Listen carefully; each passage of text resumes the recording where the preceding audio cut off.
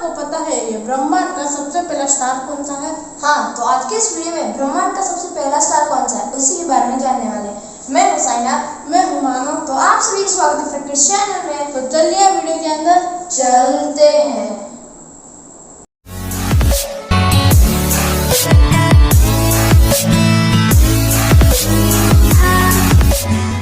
अब तक हमारे ब्रह्मांड में बहुत सारे स्टार्स हैं, लेकिन क्या आपने कभी सोचा है कि हमारे ब्रह्मांड का सबसे पहला स्टार कौन सा है? हाँ, तो आज के इस वीडियो में पूरे ब्रह्मांड का पहला स्टार कौन सा है इसी के बारे में जानने वाले हैं। बिग बैंग जब भी हुआ था तभी बिग बैंग ने बहुत ही ज़्यादा हीट प्रोड्यूस किया। उसके साथ ही उसने न्यूट्रॉन्स, प्रोटॉन्स और फोटॉन्स को बहुत ही ज़्यादा लाइट के फॉर्म में रिलीज किया। और उस टाइम में हमारा ब्रह्मांड बहुत बड़ा नहीं था। अभी जितना हमारा ब्रह्मांड है उससे भी कई गुना तभी छोटा था। और वह टाइम में जो इलेक्ट्रॉन्स और प्रोटॉन्स है वह बहुत ही टाइटली कंबाइन हो रहे थे, और जो बीच का फोटॉन्स है वह बाहर नहीं निकल पाया, इसीलिए लाइट सोर्स बहुत ज़्यादा प्रोड्यूस हो रहा था। फिर 6 साल बाद यह इलेक्ट्रॉन्स और प्रोटॉन्स की वजह से हमारा ब्रह्मांड का एक्सपेंशन चालू होता है।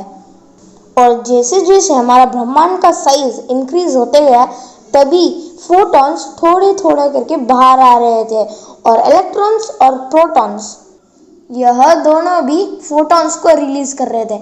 इसके कारण लाइट फोर्स फूट के बाहर आ गया, और जब भी यह सारे लाइट वेव्स बाहर आए थे तभी एक फोटो कैप्चर किया गया था, जो हर एक साल में एक टाइम होता है। आप यह इमेज को देख ही सकते हो।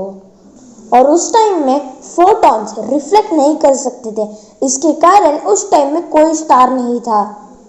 लेकिन अब तक हमें नहीं पता चला कि उस टाइम में क्या हुआ, क्योंकि अगर लाइट सोर्स रहेगा तभी हमें कुछ दिखाई देगा, लेकिन उस टाइम में सब कुछ ब्लैंक था। और जब भी कोई लाइट नहीं था तभी ही डार्क एनर्जी और डार्क मैटर क्रिएट होने लगा। ये डार्क मैटर क्या है अब तक साइंटिस्ट को इसी बारे में पता नहीं चला है, और अब तक रिसर्चर्स इसके बारे में रिसर्च कर रहे हैं।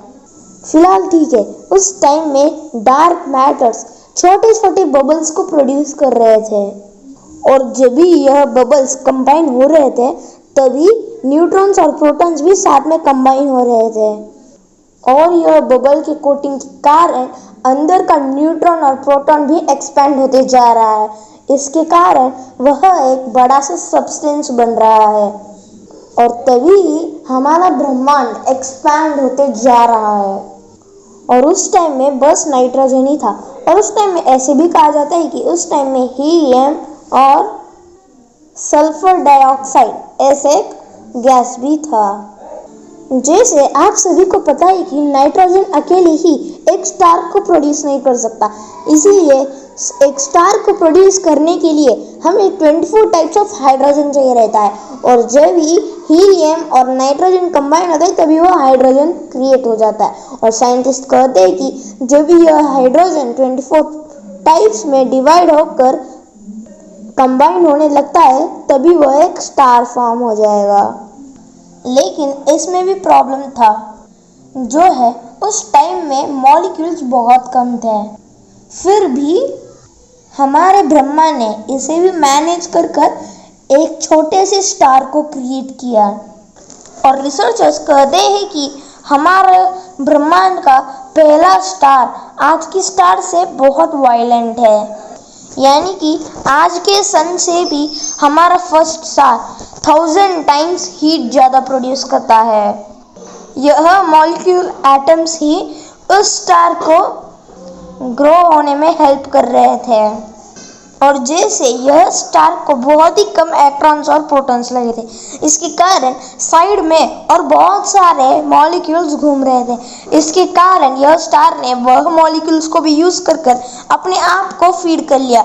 उसके कारण वह बहुत जल्दी ग्रो भी हुआ और उसका अल्ट्रा वायलेंटनेस बढ़ते रहा। जैसे आप सभी को पता होगा कि एक स्टार बस 35 लाख ईयर्स ही जिंदा रह सकता है, लेकिन यह जो हमारा पहला स्टार था वह उससे भी ज़्यादा यह ब्रह्मांड में रहा था। और जैसे आप सभी को यह भी पता रहेगा कि हमारा सन करोड़ों वर्ष पहले से यह ब्रह्मांड में रहते आ रहा है।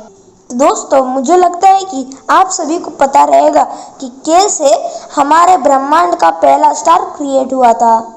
हाँ तो दोस्तों, आज का ये वीडियो यहाँ खत्म होता है। अगर आपको ये वीडियो पसंद आया तो लाइक, शेयर और सब्सक्राइब कीजिए और भूलना मत हमारे ट्विटर, इंस्टाग्राम, फेसबुक और ब्लॉगस्पॉट पेजेस को भी फॉलो करना। बाय। तो अगली वीडियो में और एक अच्छी जानकारी में मीट करते हैं।